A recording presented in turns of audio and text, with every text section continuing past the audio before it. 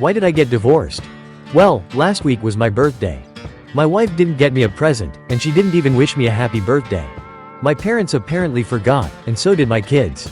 I went to work, and even my coworkers didn't say anything. As I entered my office, my secretary said, "Happy birthday, boss." That's the moment I felt special. We ended up going to lunch together. After lunch, she invited me to her apartment.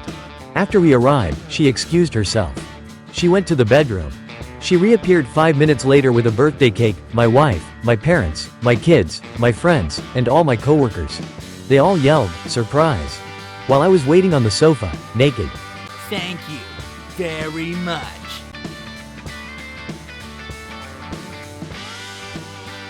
Every morning, the CEO of a large bank in Manhattan walks to the corner for a shoe shine. He sits in an armchair, examines the Wall Street Journal, and the shoe shiner buffs his shoes to a mirror shine. One morning, the shoe shiner asks the CEO, "What do you think about the situation in the stock market?" The man answered arrogantly, "Why are you so interested in that topic?"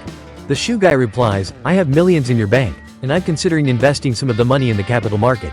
"What's your name?" asked the executive. "John H. Smith." The CEO arrives at the bank and asks the manager of the customer department, "Do we have a client named John H. Smith?"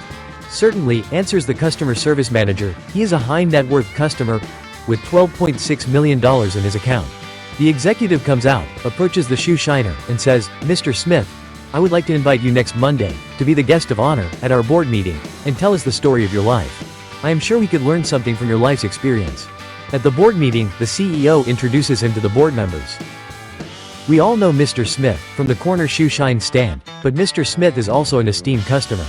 I invited him here to tell us the story of his life. I am sure we can learn from him. Mr. Smith began his story.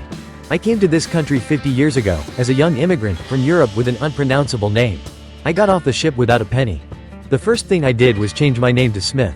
I was hungry and exhausted. I started wandering around looking for a job, but to no avail. Fortunately, I found a coin on the sidewalk. I bought an apple and realized that I had two options: eat the apple and quench my hunger, or start a business. I sold the apple for 25 cents and bought 2 apples with the money. I also sold them and continued in business. When I started accumulating a few dollars, I was able to buy a set of used brushes, shoe polish, and started polishing shoes. I didn't spend a penny on entertainment or clothing. Every day, I bought some bread and cheese to survive. I saved penny by penny, and after a while, I bought a new set of shoe brushes and polishes in different shades, and expanded my clientele. I lived like a monk and saved every penny. After a while, I was able to buy a fancy, comfortable chair so my clients could sit while I shined their shoes, and that brought me more clients. I did not spend a penny on the joys of life. I kept saving every cent. A few years ago, when the previous shoe shiner on the corner decided to retire, I had already saved enough money to buy his shoe shine location at a great place. Finally, 6 months ago, my sister, who was a prostitute in Chicago, passed away and left me $12.6 million.